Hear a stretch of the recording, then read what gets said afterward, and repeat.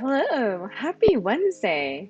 I just realized that I did not mean to be on this page when I started the stream, but actually this is a um but since I'm here, I want to talk about it a little bit. So my friend and studio mate Catherine just sent over this link, which is this report that she worked on. She creative directed and I think did some of the storytelling for the Bill and Melinda Gates Foundation. And it is, I had it open because I was starting to read into it a little bit, but I haven't had a chance to read into it. But it seems to be about COVID 19, or not, it seems, it is about COVID 19. And I think the way she described it was about how we could go forward. I think I really want to be careful so that I don't say the wrong things or summarize it incorrectly because I haven't had a chance to read into it so much. But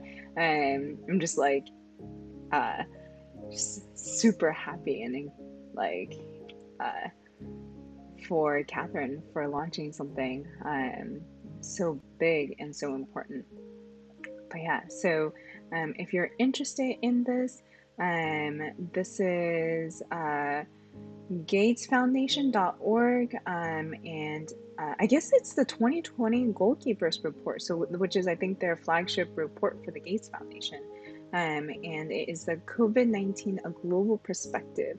If you're interested in reading it, and actually I'll drop it in the chat. But hello, happy Wednesday. Hi DT, thanks for joining the chat. Hi Gilliam. Hi BB5999. Yes, I agree, DT. It does look very awesome. I'm looking forward to kind of digging into it after the stream.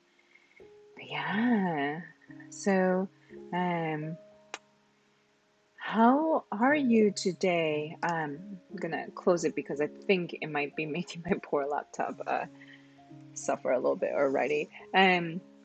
So happy to report that we have what looks like blue skies and relatively clear air today. It's gotten, I think today is actually sunny again. So um, it's looking pretty good. Looking forward to like going outside later today.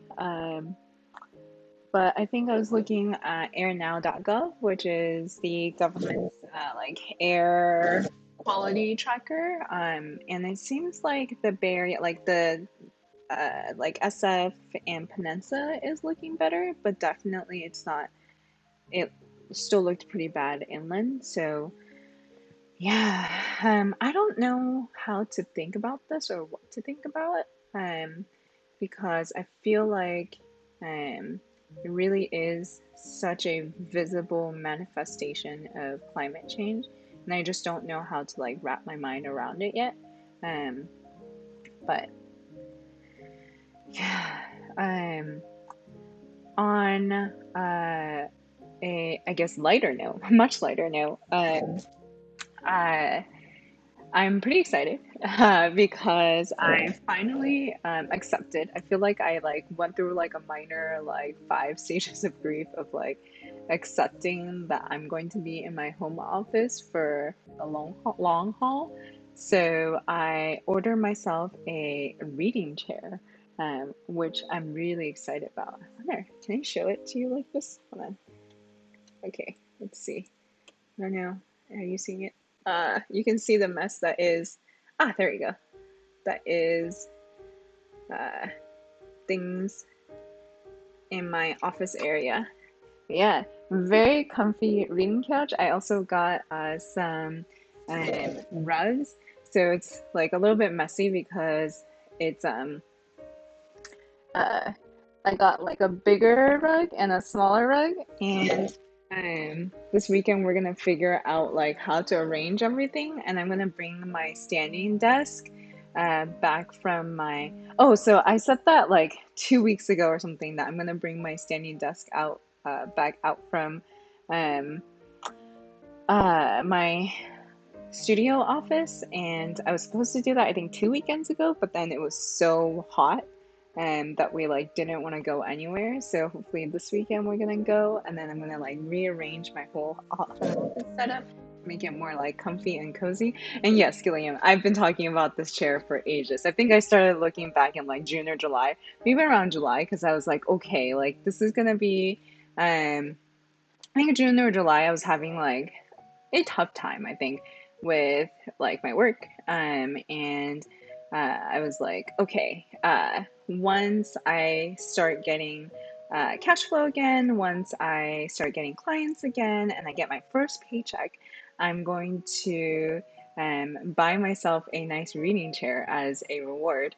Um, Also, like mostly because I'm like, unfortunately, very particular when it comes to like reading. Yeah, I'm unfortunately very particular when it comes to like, I either like when I was in college, I liked reading in the library in these like massive comfy leather chairs. Then after college, I preferred reading in a cafe. I don't know why, but like I never liked reading at home. And when I say reading, I guess I mean like kind of like more textbooks or um like nonfiction. I don't know why. I think I just like equate reading to studying, and like equate studying to not be like not in the home.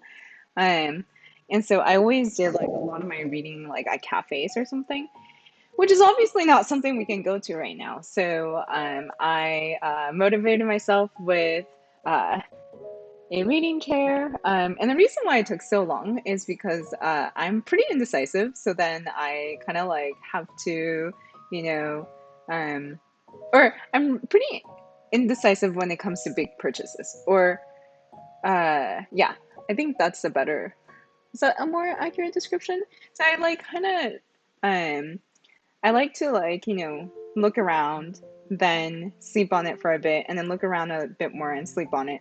And this is what I think I've been looking at since like maybe July. Yeah. And finally this like the Labor Day weekend, I feel like Labor Day weekends there's like usually a good sale. So then I bought this, I guess $100 off or something. Um and yeah, it's very comfy. I really like the color. It is like a midnight blue. And Gilliam asks, what made you decide on this style of armrest? Honestly, because it was one of the cheaper options. I yeah. I liked it was one of the cheaper options that still looked really comfy. And I really like the shape of it too. It's like it's it looks very inviting. So I've been very happily reading in it. Gilliam says I've been putting it off for years too. Yeah, I mean, I guess before this year I didn't really have a need for like a reading chair. Just because again I just used to go outside, and I liked I like working from cafes. So uh, but now that I have that, and we're gonna bring my standing desk back. We're gonna rearrange everything. Very excited for this. Uh, yeah, so that's my kind of like happy news for the week. It's like very small things, small things.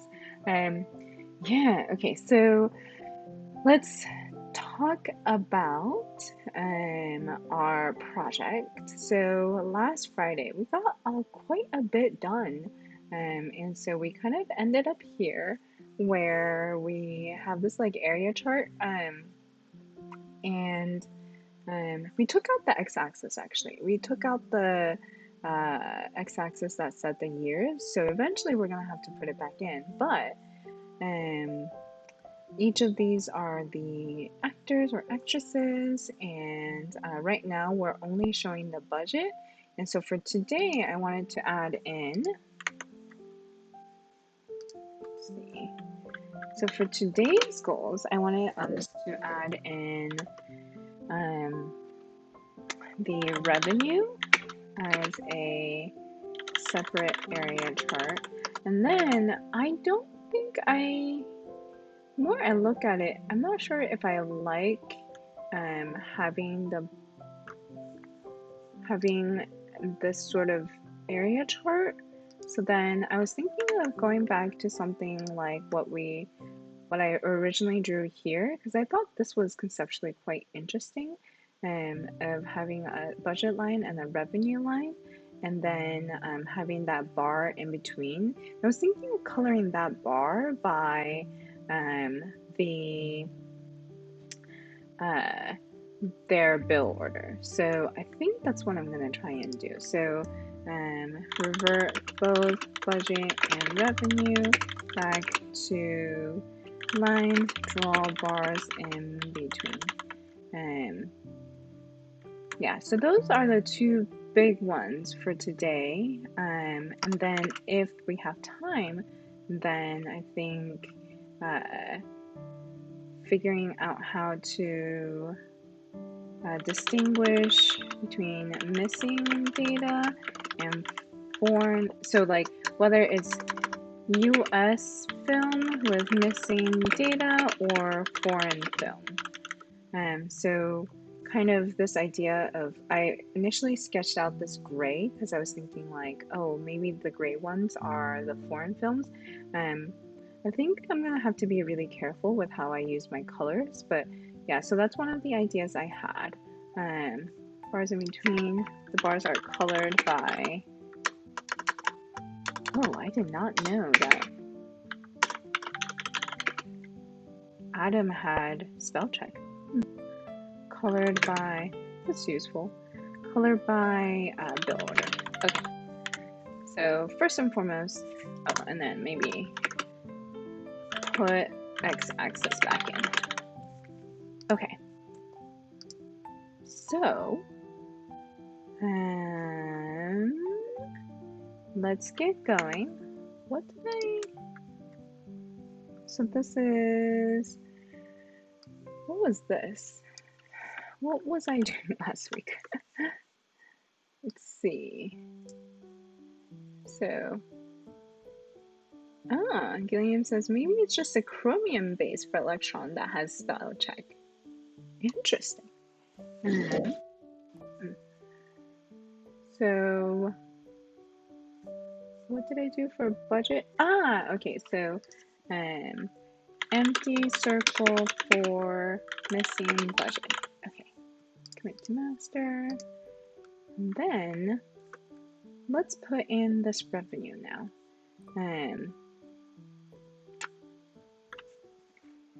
Yeah. Or actually, I wonder which one we should try first. This this idea with the bars on top, or oh no. We were gonna do the area chart first. So we're just gonna take what we have here and then like do a version with the revenues. Okay, so getting reacquainted with our code. Oh, I've been working, I just turned in the round 2 for my, the client I'm working on, the client that is, like, my hair is particularly frizzy today. Yeah, okay. So I was able to turn in my kind of second round of, not sketch, they call it sketch because I think they're very much used to hiring illustrators, but it's technically a code for me. Anyways, I turned in the kind of like the second iteration for my client yesterday, and I have to say, for this iteration, I used observable to like prototype and code. So I used like D3 and observable to do like everything that was data-based, and then I used or am using Illustrator to kind of do the annotation, and I actually really enjoy kind of that process because I realized that there's some things that I hate doing in code, like with D3 or something, because, you know, there's like little pixel nudges I have to do, or like, you know, maybe I have to position everything like a little bit differently, and that's not as like straightforward to do. Like, let's say, you have the x-axis, but then like you want to position each like particular thing a little bit at like a little bit of an offset, and that's like kind of an annoying amount of work to do in code, but then in Illustrator, I just like drag it down. So I'm really, really enjoying that, which actually kind of this is a tangent, but I think very relevant to the stream and where I want to kind of take the stream. So I've been thinking about this for the last few days of like, or this is kind of like a culmination of thoughts I've been having for a while. And one of the things is that like I think I have a really bad habit, and I've mentioned this before, that I have a really bad habit of starting on a project and then just letting it like project like scope creep to the max, and it just like something that was supposed to be like a few weeks turns into a few months. And so I've always been wanting to make myself like focus on just doing small bite-sized things. And I've been thinking a lot about like doing it small bite-sized kind of like charts and visualizations for Instagram, because I just feel like that that particular size limit I think is like a really great constraint. And so I've been having that thought for a while, but then I've never kind of done it because I was always scared that, or sorry, there's the thought of doing the bite-sized chunk things on Instagram. And I've also been wanting to experiment with like doing one of those. I guess the most popular form is the 100-day challenges. I do not want to do it for 100 days. I think like 20 days would be good for me. Or like how people have those like Inktovers, where they do an ink drawing every single day. And so I've been wanting to do something where it's like bite-sized charts or visualizations for like a certain number of days. And the reason why I never committed to that was because I just felt like I would spend so long like nitpicking every little thing in my, or like I would code, but then I would like nitpick every little thing in my visualization that I wouldn't be able to keep up with the pace of a, let's even say like 20 days or something. But then this experience for the last week or so has been really great in that I think it really has been a taking advantage of what code does so well for me, or does so well in general, which is like precision. And so taking a data set and then laying them out in very specific places, like mapping them very precisely, and then using like Illustrator, or even like bringing it into my iPad and like annotating it more freehand. And I think that might be a very, very interesting format, and would allow me to kind of generate one chart per day or something. And so then I was also kind of on the flip side, thinking a lot about wanting to kind of do, I don't want to, yeah, like kind of, I do something essentially for the upcoming election, just because it's probably going to be the most crucial, or one of the most crucial and important elections in my lifetime. So initially I thought I was going to work with like, I was in talks with a publication journal to work with them on elections. And it was like a informal talk that was leading somewhere formal.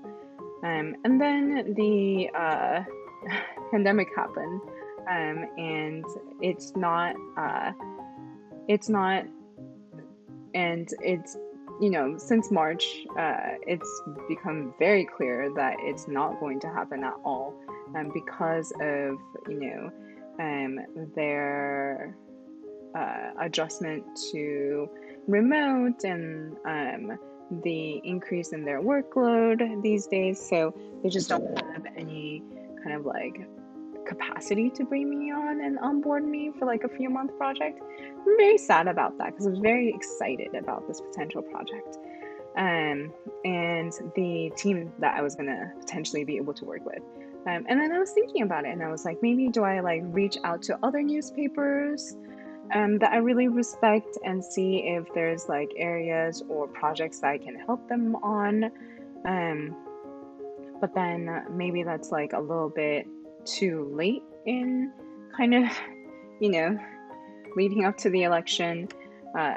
So then it occurred to me that like one of the reasons why I kept on thinking that I needed to work with a newsroom on election coverage is because I know that I don't have the requisite political knowledge or the even perhaps the access to like data sets or resources that a newsroom would have. And so that's why I was thinking that it would be very important for me to work with a newsroom. But then I think maybe yesterday I was thinking about this. And I realized that perhaps it's not so important for me to work with a newsroom. And perhaps it's not so important that I approach this from a place of, working with an expert in a field. And maybe like what's actually, maybe actually my ignorance about politics is actually a strength, in that maybe it means that I can approach, potential data sets. I've been looking at like, I've been brainstorming different data sets that I want to look at with the census and with different polls and so maybe that means that I can come at this from a place of like, I have no idea, like, I don't want to say I don't have any idea of anything, but like I'm pretty like I'm pretty like average citizen. And so maybe that will give me a perspective that will be helpful.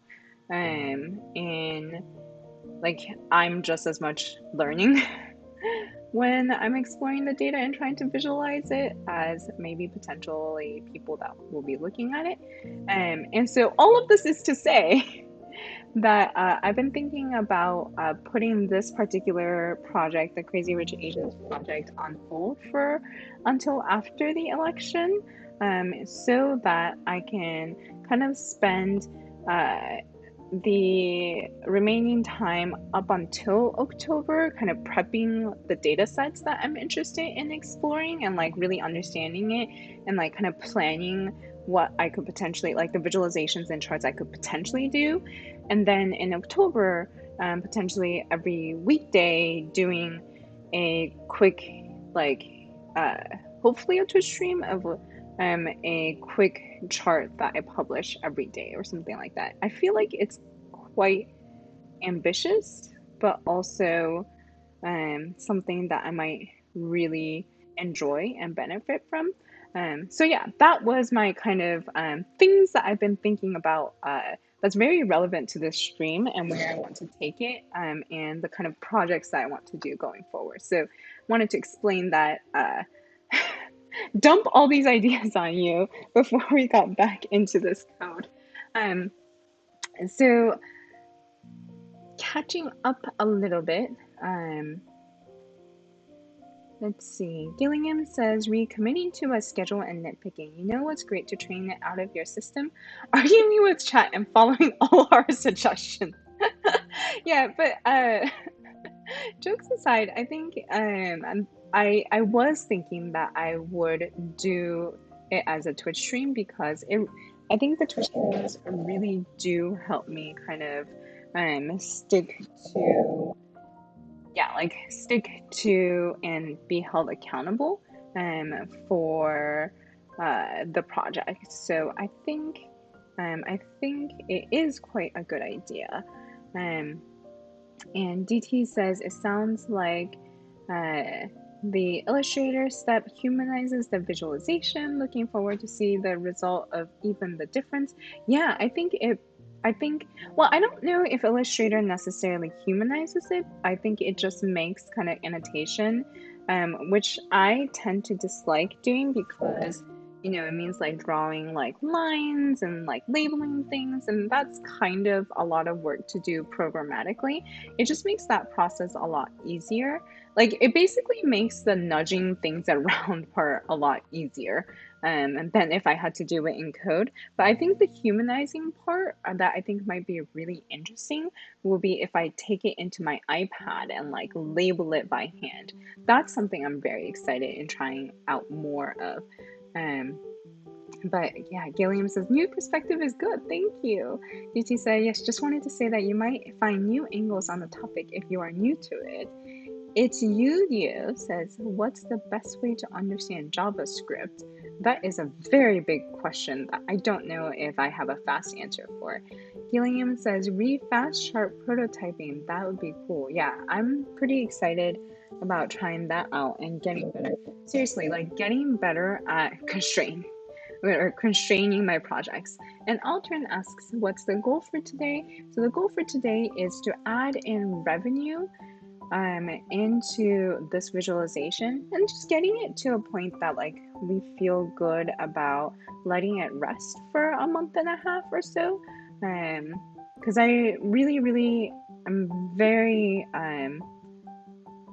it's still kind of scared to commit to it because 20 days of streaming and creating 20 charts seem like a lot, and it's a idea I just had yesterday. So I'm still very scared to commit to it, but I think it would be a good experience. So I just need to make sure that I plan it well this month, and so that I take these streams and I use it to practice, or I use it to prep and plan. Yeah. But anyways, so planning to put this on hold for a little bit. Oh, interesting. Gilliam says, Shirley, perhaps you have some space at the bottom left corner for today's bullet list. Bottom left corner. Is that, I guess, right here? So this is today's bullet list. Yeah, it'd be a really good idea to like put in the to-do list. But it's just that I don't always have like a bullet list every single day or every single stream. So, yeah. Oh, Stormwriter has a very interesting question. They ask, what do you think about Tableau? Isn't it giving you enough freedom for these kinds of projects? I actually don't know because I've never used Tableau, because Tableau has a, from my understanding, quite an expensive license, and I've never been in an organization that uses it. So I don't know. I've seen things from Tableau, but I've just never used Tableau myself. So, yeah. Okay. So we're gonna use Stormwriter says, yes, indeed, very expensive. Yeah. I've heard that they have like student accounts and stuff, but or I can like apply to be like a community something. But I've never tried. Okay, so we have the area generator for the budget. Okay, so let's do this. Let us, I think actually, okay, so I need to look into D3 shape again, because now that we're going to draw two different area charts, it also means that we're going to have two different baseline Y positions. So I'm going to see what the small. What the syntax for passing in, programmatically passing in this, let's see. Okay, so it defaults to 0. Okay, so what I'm gonna have to do is say y1 is, yeah, the second one. Okay, so y0 I'm gonna have to say to look at the third. Yeah, so I'm gonna do this. And say this is the baseline, and hope that that works. Still works. That's great. Then let's see. Poor laptop, you can do it. Okay. All right. Now let's do. Okay, so we have for each actor these lines, and so actually what we want to do is, so this is actually the budget, so let's rename this into the budget, and then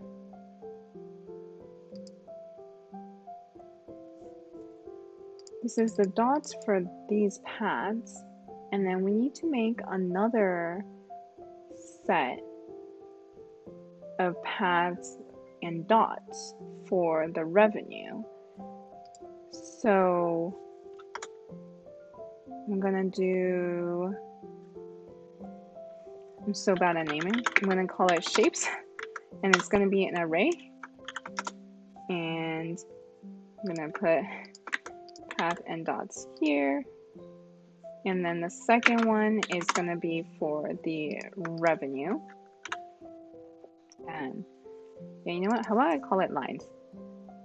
Areas, lines. I am so bad. And then, so this was for, let's see, so yeah, this was for the budget, and we need another one for the revenue. Okay, so this one actually, how about I call this movies, because now we need to take these, and then const budget is equal to map, do that, and then this is not necessarily, pass in movies. I don't know if this is the smartest way to do it, but it's certainly one way to do it. So again, get the date, get the Y scale, but now of the revenue, and actually we're gonna have to go back up to the Y scale and adjust it to also account for the revenue, because right now it's only in the min and max of the budget. And then the baseline is, so the baseline for the revenue, I'm gonna have to calculate that. So where else do I use Y0? Okay. Other than that, that's it. Okay, so I'm gonna say this is the budget Y0. And then I also need to get a revenue Y0. So here, and then revenue, revenue, Y0, and then that way I can say have this dot area gen of revenue, and And, oh no, where's the dots? Where do I say dots? Where is the dots? What? Oh, because, okay. So actually, that shouldn't be dots anymore. That should be budget and revenue. Okay, so now things are gonna break because we've changed the structure. But let's go back up to the view template and go and account for this. Gilliam says we expensive licenses, sure, but at some point we would like to try stuff ourselves too. Yeah, so I feel like it's kind of inaccessible if you don't work at an organization that already uses Tableau, which is unfortunate. But I think more than Tableau, the thing I'm curious about trying out is R.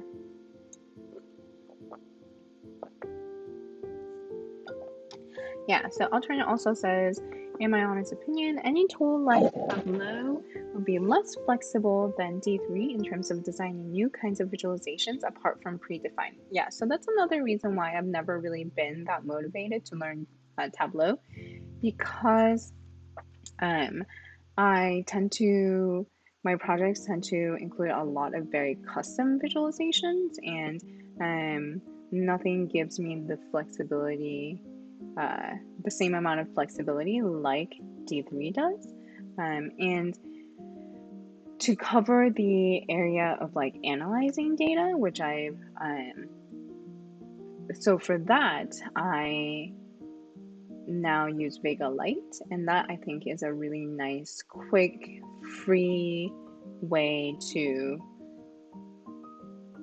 analyze data. So that's, I think, the biggest reason why I haven't used Tableau. Biggest reasons, because it's too expensive at the individual level, and because the needs that it could fulfill for me are already fulfilled by other libraries.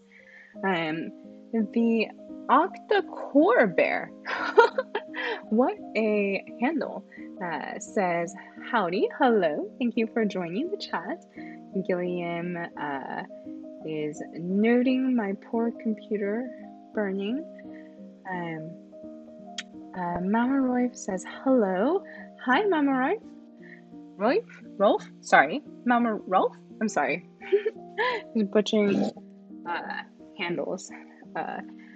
Says, hi, first time watching your stream, and I wonder why I have not found you earlier. The world needs better communication and understanding of facts. Data visualization is so important for our future. Keep up the good work. Thank you so much. Thank you so much for the encouragement. Yeah.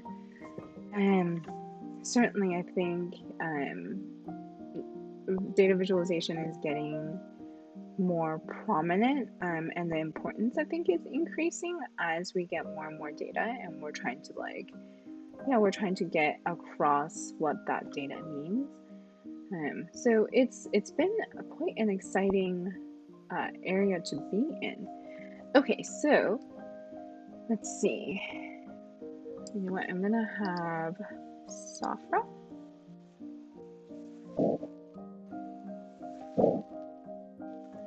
And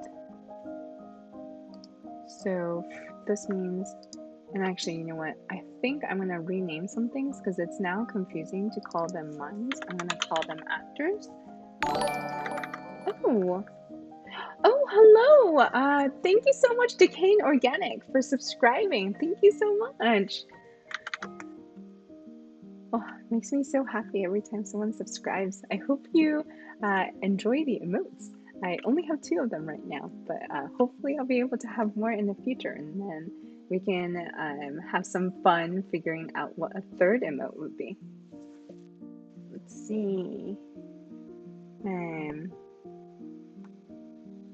Actors, yes. Call this dot actors. Then up here, I'm going to loop through the array of actors, and this is, so And within the actors, I want a in lines, d dot lines, and actually, let me call this just path and dots. Key is, what should I use as the key? I'll use the index as the key, and then put that in here, and use the path, and then use the dots, and then budget d dot color, I think, oh, and then this is y0, and then budget, and I think it should draw, so we've matched the HTML template structure to the data structure that we updated to. It does not seem to be working, so let's see what happened. Lines is not defined on the instance, but referenced during render. d.lines. Let's see what's going on. I swear I called it lines. Yeah, I called it lines. d.lines. Color. What is going on?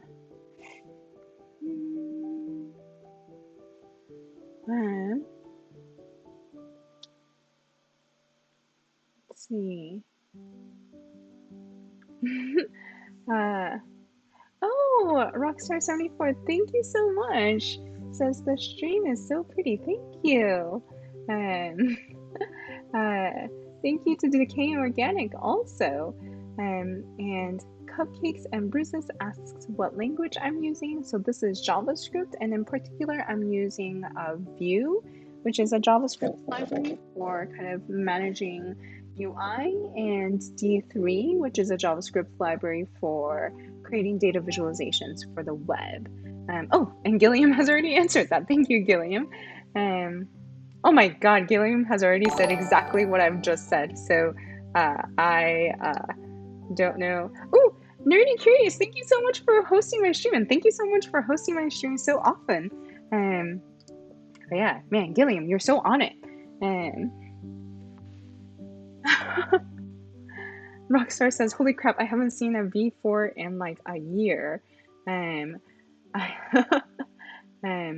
We are building a visualization where we're trying to see the impact or not impact that the film Crazy Rich Asians, which came out in 2018, might have had on Asian American representation in Hollywood. Gilliam, you're absolutely right. I should really have a macro for this. Thank you for answering every time, Gilliam.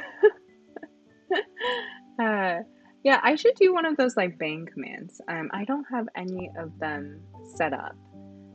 Yeah, I don't have any of those set up. I have no macros set up. I'm sorry. Okay, no, I think Gilliam, you said it better. The dataset from the movie dataviz.org, starting with Crazy Rich Asians, extracting the cast and trying to see if that movie has had impact on revenue, budget, etc. And yeah, I have Nightbot, and the only thing is that I just haven't set up any commands on it. Okay, so something is going on. Length of undefined. Okay, so it's saying that in render, I really feel like at some point I should consider a new machine. Okay, so SVG. Okay, I don't think that's, okay, let me refresh this, see what the error is. Something is making my computer very unhappy. and I'm not 100% sure what it is. I don't know if it's my code making it unhappy. No, I know that it's OBS, but okay, so it still thinks that lines is not defined on the instance, which is odd. When do I use lines? Oh, silly me. Okay, now I see what's happening. Okay, so we have renamed the lines to actors. So now it should hopefully work if it reloads. There we go. It did reload. That is not what I was expecting at all. Huh. Okay, so it's getting somewhere, just not exactly, or it's not what I was thinking at all. Oh, that would be because I never defined the revenue baseline. That would make a lot of sense. So use the revenue for CRA. I'm sorry, Rockstar. I also need to update my bio and stuff. That bio is from back in 2017, so it's very outdated. And I restarted my streams this year, and this year it's Wednesdays and Fridays at 2 p.m. Pacific. So I forgot to update my bio. Thank you for checking it out, though. And Nerdy Curious says, "Oh, thank you." Oh, Nerdy Curious says, "Always will try to support fellow women coders. As a systems engineering grad, it makes my heart happy." Oh my gosh, thank you so much. That's something that's really important for me too. It's one of the reasons why it's really important for me, to support my fellow women engineers also. And it's one of the reasons why I do conference talks, even though it gives me a lot of anxiety leading up, because, and I didn't realize this until maybe a few years into my conference speaking, but one of the other women speakers, she said to me, she was like, "Hey Shirley, I just wanted to let you know that like when I saw you first speak," and this was I think in like 2014. Oh my god. No, 2015. I think this was 2015. She was like, back then there weren't as many women speakers on stage, and she said it was just really, it was, I don't know if she said inspiring, but she said that it was really impactful to see a woman speaking on stage, and that I was one of the reasons why she had started speaking also. And hearing that was so impactful, because I never realized like that how important it was to see someone to be able to see someone like me on the stage, or like myself, to be able to see someone like myself on the stage, and how important that might be for other people as well. So yeah, that's one of the things that's really important to me. So thank you so much. Well, thank you. Rockstar says, "This is sick. Always looking for more science and tech peeps to support." Oh, hello, Anna. Thank you for joining today also. No worries. Oh. So Rockstar says streaming is the same way, visibility, role models, it's a huge deal. Yeah, I don't think I thought about it that way about streams, but you're right. That I think is very true also. But yeah, I think in the last few years of tech speaking, I realized exactly how important it was to be like visible as a woman coder. So something that I try to keep in mind. Yeah. Okay. So this is not great. What's happened on the screen so far? That's okay. I like the colors. Um, quite like the colors. So, wow. The top lines are the revenue and the bottom lines are budget, but this is not great. So actually I quite enjoy this. I quite enjoy how much. So I think this is I think this is Avengers, I think. This big one. It's a Marvel movie, and that's why the revenue is so like I love how yeah, how exaggerated it is. Yeah, this is not good. So I'm gonna commit it. And we're gonna pivot to a different idea. So let's do this. I'm gonna say add in revenue, and then we're going to try out this idea that we sketched out, I think, a few weeks ago. And so I'm gonna turn everything back to a line. Just going back and forth between line and area generators over and over again. Okay, so then I'm gonna take out the baselines from here, and then I'm going to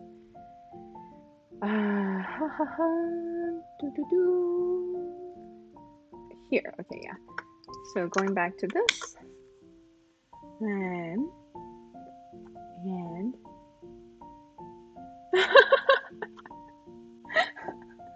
Gilliam says Shirley asked for more distraction training today. It's going very well. I did not. I did not ask for such things. You are indeed paraphrasing just a tiny bit. And it says, "Ooh, are we getting more childhood Shirley stories?" No, no, that's not happening. That's not what's happening today. Uh, so I'm not sure if that's an I or an L. I think it's an I am Strand says, "Hi Shirley, I'm new to your stream. Welcome. Thank you so much for joining. Which package are you using to do the charts?" So I am using D3. So I'm not using, I guess is that what you mean by package? Yeah, so I'm using D3, which is a JavaScript library for data visualizations. Rockstar74 says, "Learned a lot about that back in college through Women in Computing. I'm sorry. They really hit home the necessity for having people to look up to that look like you. Makes it feel like you can picture yourself there, etc." Yeah, so along the same vein, about almost 2 years ago, I worked on a project called Legends. So, for like warning, this is probably going to make my laptop very angry and slow things down because I'm running OBS and a WebGL project. But I worked on this. Yeah, it's taking a while to load. I worked on this project, and it is essentially a 3D visualization of women Nobel laureates. And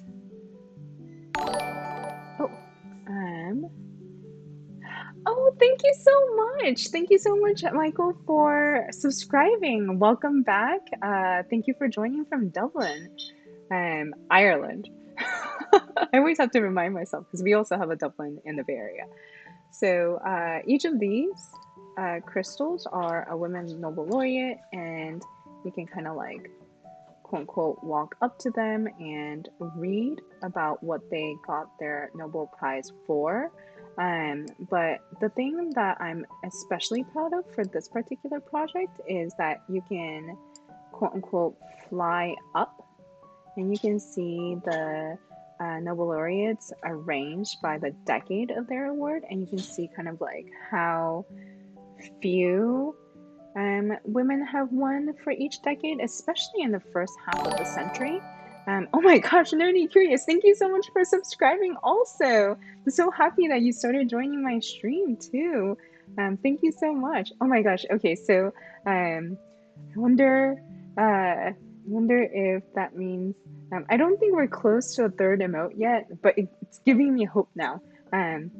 Anyways, so there are, I think, 53 women Nobel laureates in the 100 plus years that the prize has been going on. So this is all of them, all 53 of them. And the stars that you see floating around in the background, each of the stars represent one of the 853 men that have won the award. Oh my gosh, thank you so much, Rockstar, for subscribing also. Wow, okay. Thank you for triggering a hype train. The first time that happened, I was like, what does it mean? And I freaked out for like 3 minutes. But now I know what hype trains mean. So thank you so much for supporting. It means a lot to me that you all like what I'm doing and support that. Thank you so much. But yeah, so each of the stars represent one of the men, 853 of them. And this project was like a particular kind of shock to me of like the stark difference in the numbers, but it also made me realize and reflect on myself growing up, and especially in high school, reading through, history and science textbooks and not really seeing, especially in science textbooks, not really seeing any women's names listed in the textbooks. The only one I can remember is Marie Curie, and she's so cool, but that was the only name I could remember reading.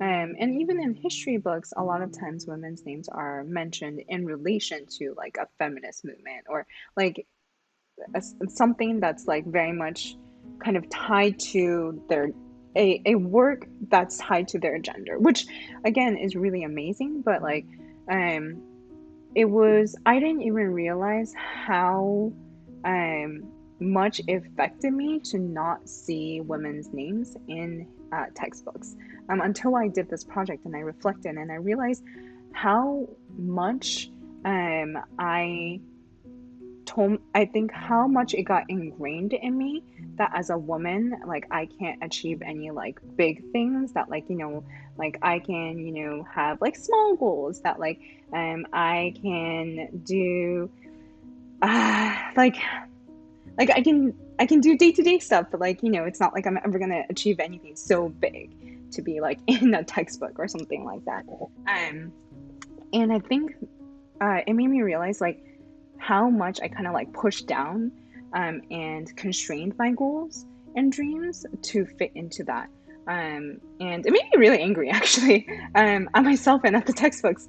And so this project in particular has made me realize how much I want to try and step away from that and just like have the courage to make bigger goals and like set bigger, like dream bigger dreams, even if I'm never gonna get there, to at least like have the process of working towards it. So yeah, so that was a very long tangent. Thank you so much. Wow. Oh my gosh, there's a second hype train. Wow. Oh wait, no. This is the second hype train. Yes. I'm trying to I'm trying to catch up with the chat. Thank you so much, everyone. Wow. Okay. So, uh,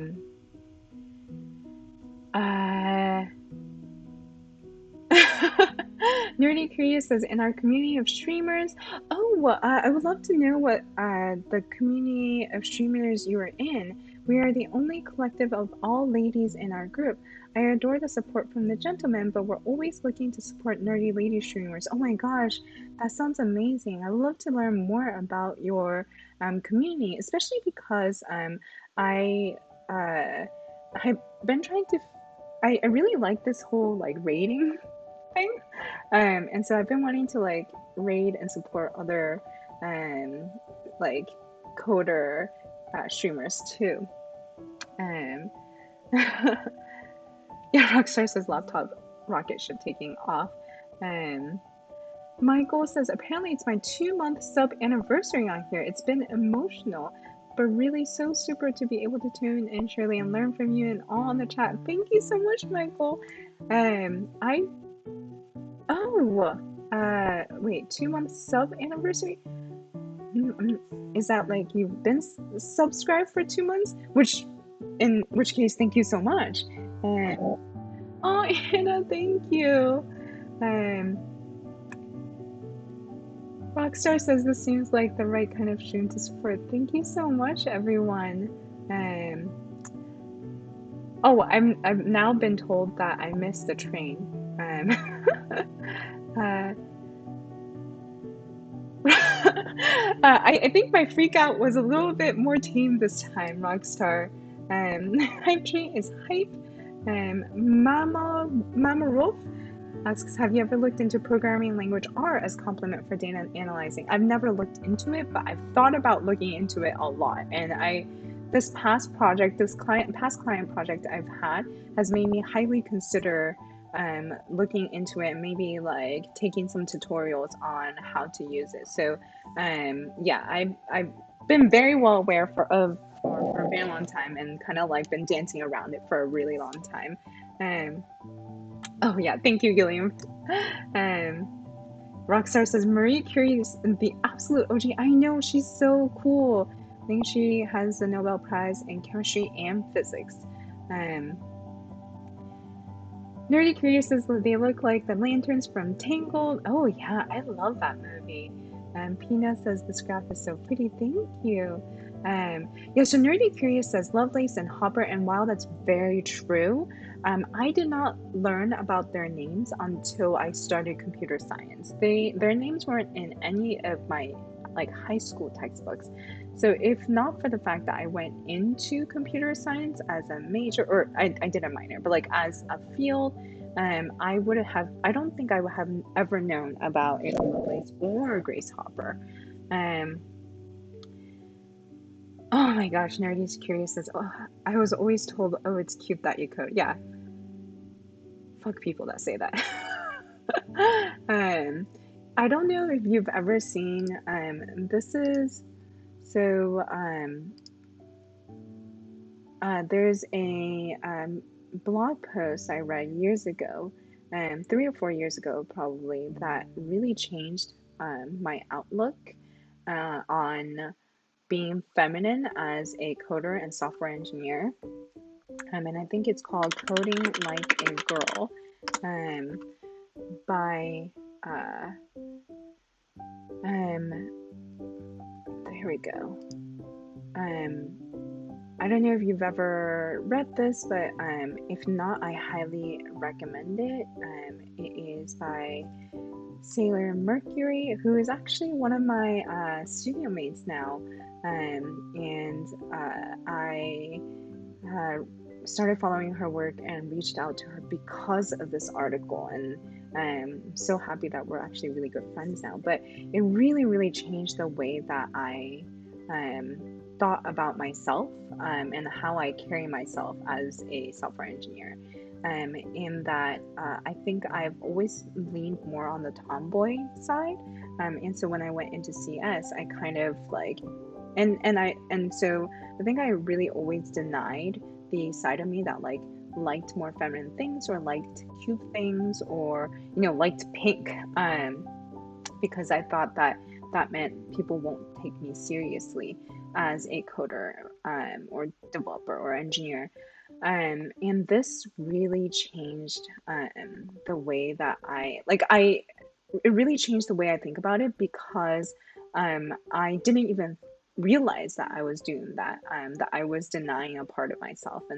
And reading this article really kind of opened my eyes up and accept the fact that I like pink and cute things, and it doesn't make me any less of an engineer. And so this was extremely empowering to have read, and I super highly encourage this read. And Rockstar says, I will write a textbook and put you in it. Oh, the science and technology community that the people that impacted it. Boom, new book. Do you have a Discord? Not yet. I've been meaning to set one up, but I just have a little bit of messaging platform fatigue. That's why I haven't set it up yet. Um, always read. Reading is the best. Says Rockstar. Michael says, wow, so great to hear you talk about the light dimming effect of not seeing women's names in school books. Please keep dreaming big dreams. Inspire all of us, whatever gender. Thank you, Michael. Nerdy says, we love a good raid. Man, I am so behind on this chat. Um, oh, Gilliam says, yes, 2 months sub means continues for 2 months. Got it. And Rockstar says, yes, I do have such a wonderful community, and it would be awesome to take it beyond Twitch. Yes, definitely. I've been thinking about it a lot. I just haven't taken action. It takes me a while to take action. I think about things for a long time, and then I take action after thinking about it for a long time. Gilliam says that my recollection is that the first programmers on paper cards were women. There was a BBC podcast about this. It was well before men took over for a while. Yes. So I learned about that when I read this book called Innovators, and it kind of gave a really nice history of computing, starting from the Babbage engine back in the 50s, I want to say, all the way to the modern age. And it talked about how the first software engineers were actually women during World War II. And they were the ones, using punch cards to, I think, run, missile trajectory projections. And the reason why they were the software engineers were because software engineering was looked down on as not like an actual, like it wasn't, hardware. Software was just soft. So it was looked down on. And that's why it was a women's job. At least that's how the book presented it. And that's why it was a women's job back in the 40s. And then slowly, I guess, again, this is how the book presented it, either that or I'm misremembering. But as time went on and people realized how powerful software was, then it started getting taken over. And I think there was also sometime in the 70s or 80s, I think, where personal computers were being marketed as a toy for boys. And that's how kind of that gender shift happened. But yeah. Oh, yeah. Nerdy Curious says, I don't think I've ever read Coding Like a Girl. Definitely welcome. I hope it's. Oh, yes. So I can. Nerdy Curious has given the link. And Jay, the developer, says, what's poppin'? Hello. And yeah, so Anna says Grace Hopper was such a boss and a big inspiration too. Yes, definitely. She was one of the, I can't remember the computer's name. Was it ENIAC? She's super cool. She was one of the first like software engineers. And she was in the Navy, or was she in the Navy? And that's how she was like, that was like the reason why she was working on the computers was because she was part of the Army or the Navy, and she was helping calculate, she was leading the team to calculate I think the missile trajectories. I think. But Michael says, this podcast with Brenda Romero might inspire from US amazing game installation co, lives in Ireland. She talks about first software engineers being women called computers. And I think that's also why I really, really liked the movie Hidden Figures, because even though it's not 100% historically accurate, and I know there's criticisms for it too, but I think it was so cool to be able to see the story of women computers at, it was NASA, right? Yeah, at NASA. But so this is the this is Michael's sharing Brenda Romero's podcast episode. Thank you for sharing it. Jerry says, then the Code Bros in the Valley showed up in the Silicon Valley. Yeah. Quick note on Silicon Valley. That TV show was so real, it was painful. Like, I feel like I had a lot of friends that were like, oh, Silicon Valley is so funny. It's so real. It's so true. It's so funny. Like, it's so great. And I'm like, no. It's like, it's so true. It's painful and it hurts and I can't watch it. Anyways, but oh, Rockstar says, I gotta pop off. Looking forward to catching more of the stream. Have a great day, everyone. Thank you so much for joining today, Rockstar. Nerdy Curious says we actually have a non-podcast podcast live stream where we talk about fandom and nerd-centric topics. What's the best way to contact you? Oh, thank you so much. So I think my Twitter, I'm the most responsive one, but I can also message you my email. And BB says, wonderful woman from early tech and digital communications, Haiti Lamar. Some of her early works is in your phone. That's so cool. I also did this kind of like a follow-up, like a spiritual follow-up to the Legends project, which we called One Amongst Many. Whoa. Oh, wow. That's so cool. Wow. Oh my god. The inventor. Wow. That's so cool. Lamar learned that radio-controlled torpedoes, an emerging technology in naval war, could easily be jammed and set off course. She thought of creating a frequency-hopping signal that could not be tracked or jammed. That's so cool. I also have a project that is a non-definitive list of women a non-definitive list of women in computing. And this I did this project with two other women, and it was actually a physical installation that we did at New York University, and it looks at I think we took 19 women, either 16 or 19 women. There was space constraints, and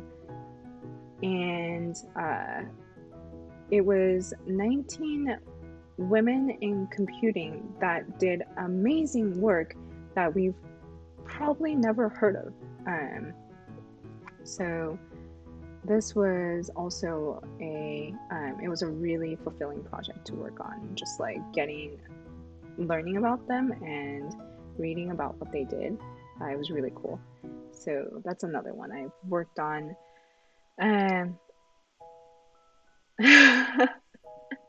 Thank you, Gilliam. Oh, really? Nerdy, curious. Cool. I'm very much looking forward to. Thank you so much for the invite. So Altran says Middletitch. I'm sorry, Middletitch. Is that the handle? Is streaming, by the way. Can you tell me a little bit about Middletitch? Sorry, Middletitch. So I'm gonna do one last thing because this was supposed to be when I started. It was supposed to be a 1 hour stream, and now it's like consistently gone more towards 1.5 hours. But I'm gonna finish this one last thing, and then I think then we can wrap up for the day. I'm so happy that we got to have these conversations. Thank you so much for joining in on the conversations. I really, really love the community that we're building and the chat that we have. So yeah, that makes me really happy, especially in this kind of like time when it's a bit harder to have social connections. So I really appreciate that. Okay, so we just generated we just made these into lines, and then right now it's still being filled because I'm giving it a fill color. So I'm gonna take the fill out. Yeah. Anna says, "Oops, we totally distracted Shirley." Yeah, it's really not that hard to do. I just really also enjoy our conversation. So, uh, Phil, actually, if we need Phil none, um,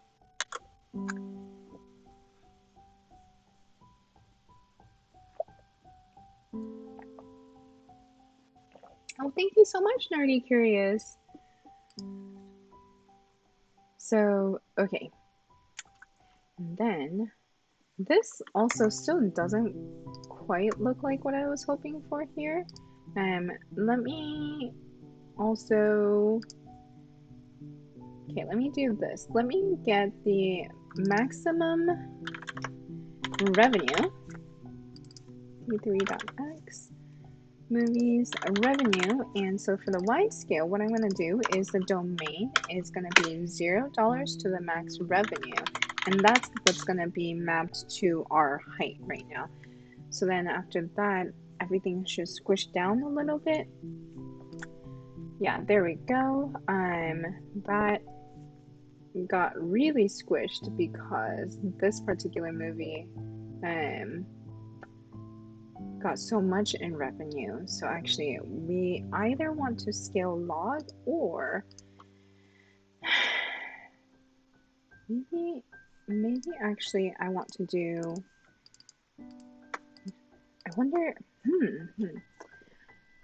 Maybe what I want to actually do is like get it to the map the map the kind of top of the chart to maybe like the 75th percentile for the revenue. So I'm gonna try it like this. D3.quantile. I'm gonna go and get all of the revenues. Yes, so I'm gonna, ooh, another piece of ugly code.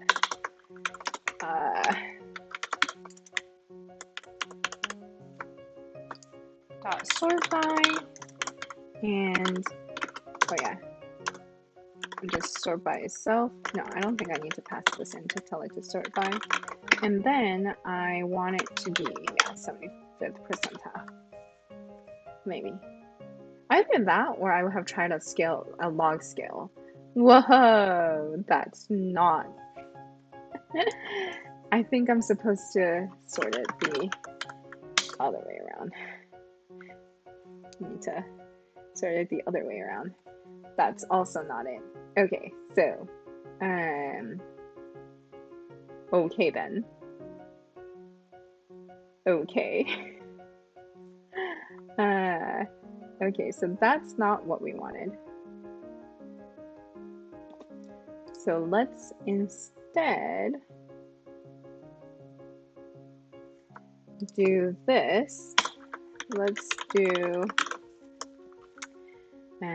movies and get the negative d dot revenue, and let's just get like the second highest revenue and then see what happens.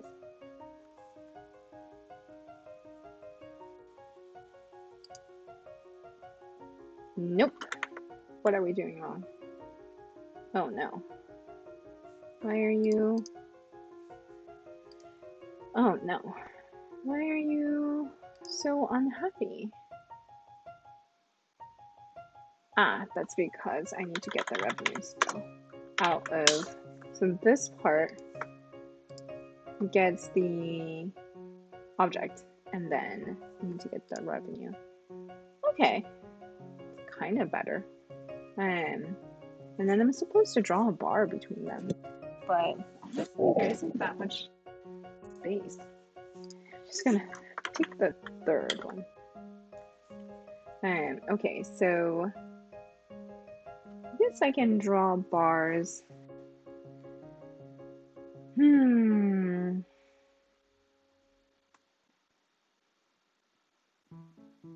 No, actually, drawing the bars is going to be a bit more work than we have time for. Is it?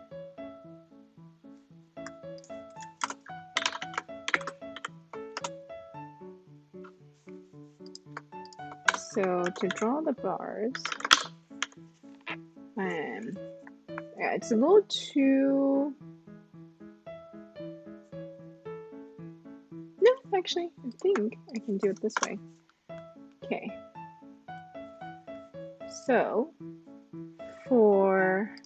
this is for each actor.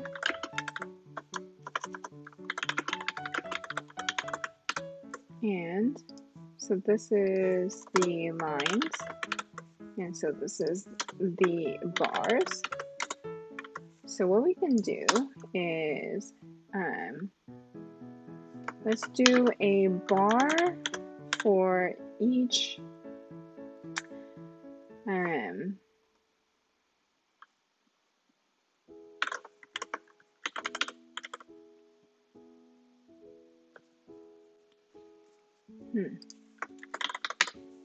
okay, so get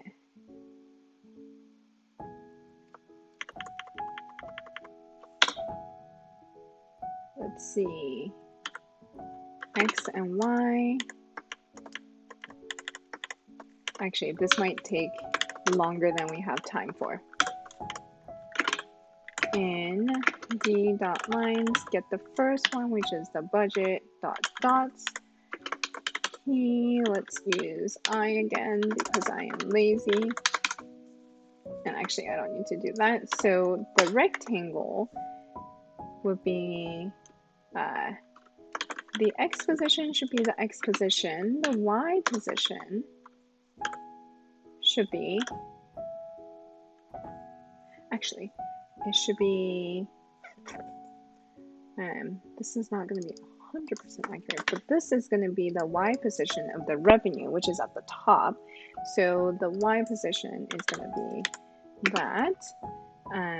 Then the width, let's just give it some arbitrary width of 5 pixels, and the height, what we're going to have to do is do the Y position of the budget minus the Y position of the revenue. Yes, I think what we need to do. So that means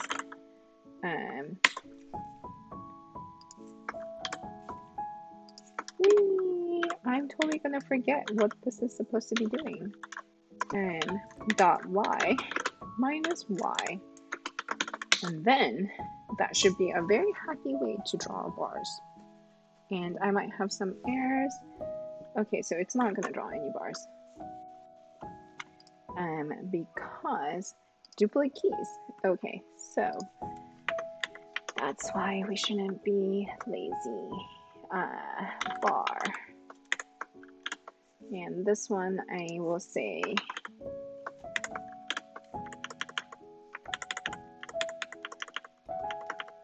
I feel like even the background music, which is by the way by a really awesome band in Japan called Lolatem, but I feel like even the music is telling me that I should stop for the day. It's like super, very much like a sleeping lullaby. Now I will finish just this last little part.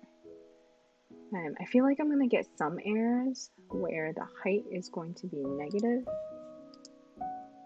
I'm sorry, nerdy curious.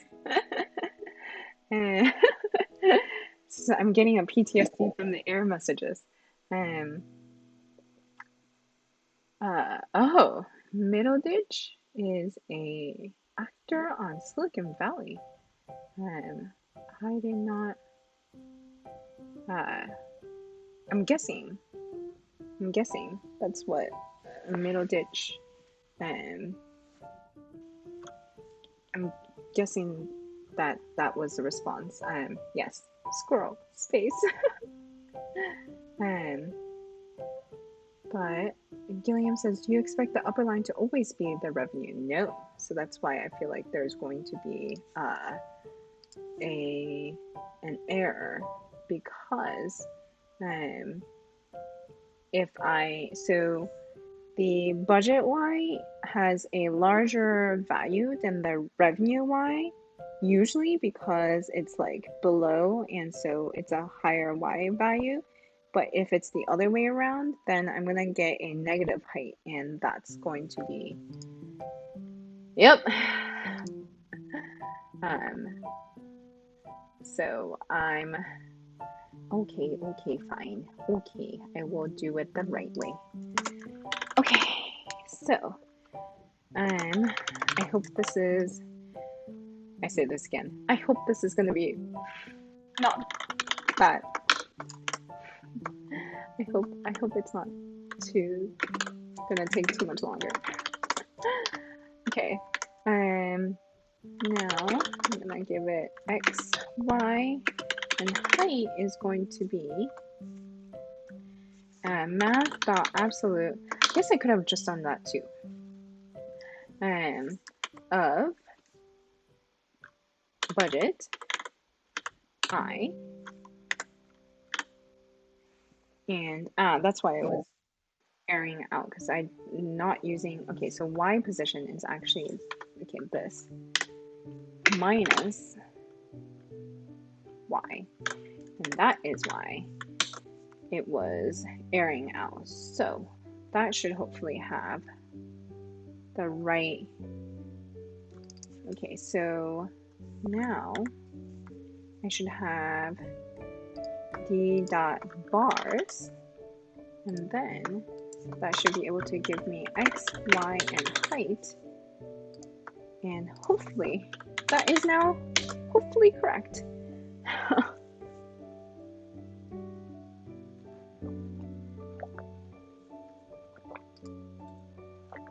Cannot read property 1 of define. And that would be because I didn't set an index. Okay. All right. Hopefully, I have hope. Please. Please. Yes! Thank you. Oh my god. All right. It works! It works! Okay. So I'm gonna just center the bars. So I'm gonna just write in width and x minus width divided by 2. Sure, I'll color it by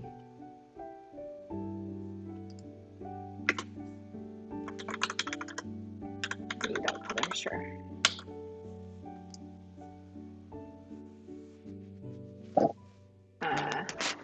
That was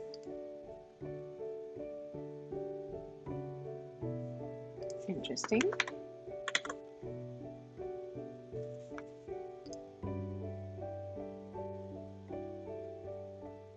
Yes.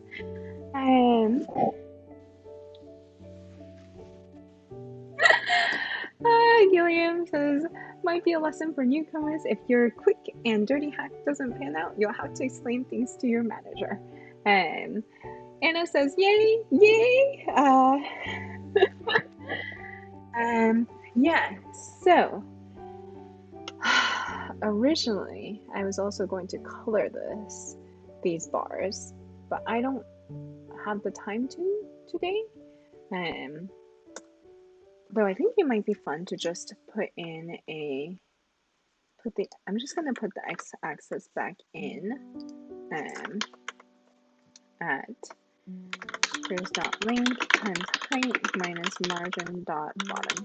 Okay, so at least we can do that and then end the stream. Hi VZN Global, thank you for joining the chat. So I do not see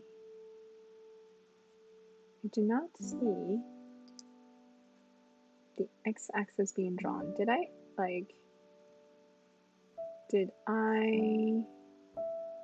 take out the x-axis? Oh, render, did I take out? What's going on?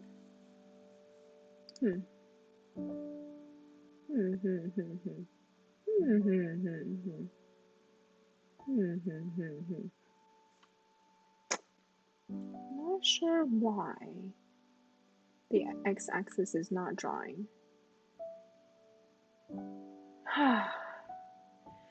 I just sigh.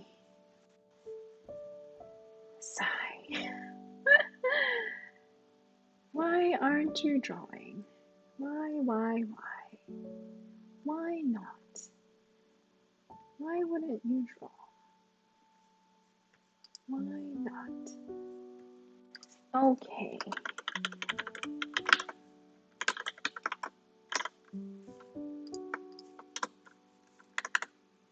Alright. I swear this is the last thing.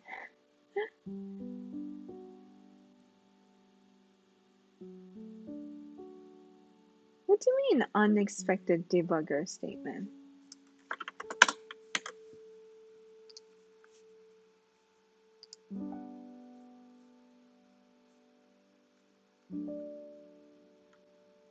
Alright, I think my...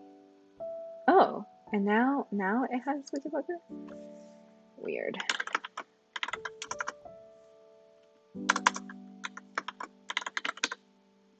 X-axis.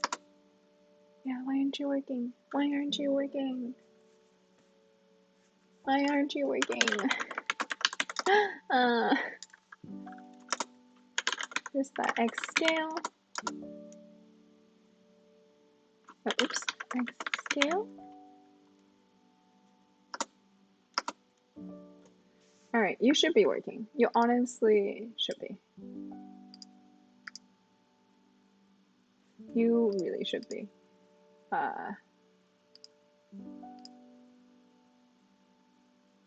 Okay, so you are.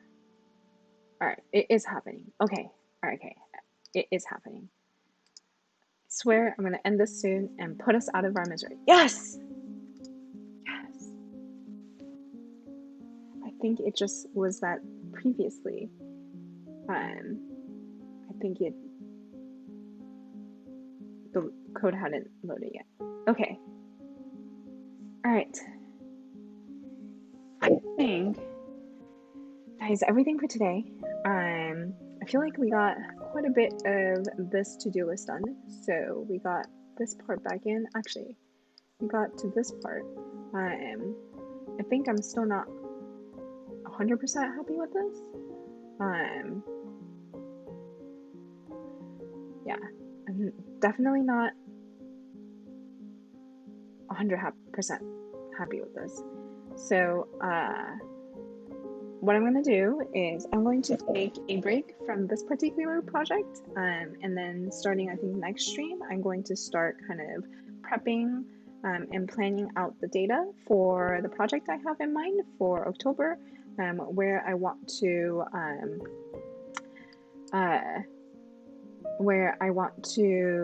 explore kind of data related to the upcoming election, and just trying to learn from that.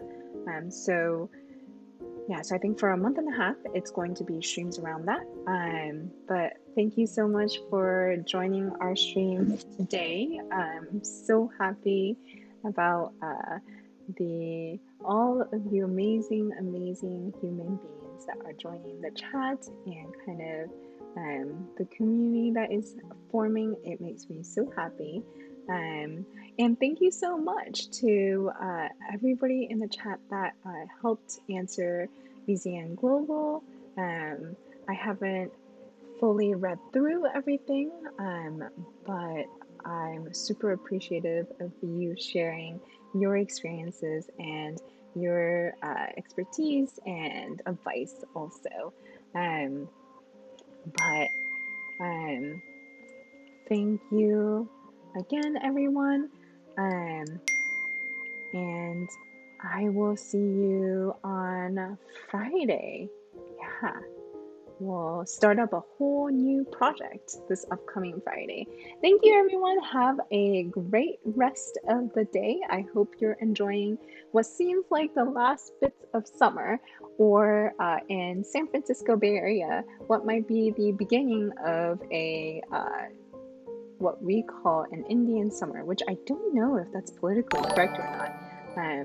But thank you, Ian. Is it Lanjan Diaz or Ian John Deere. I'm not quite sure, but thank you so much for subscribing. Thank you for tuning in, and I'll see you next time. Bye bye.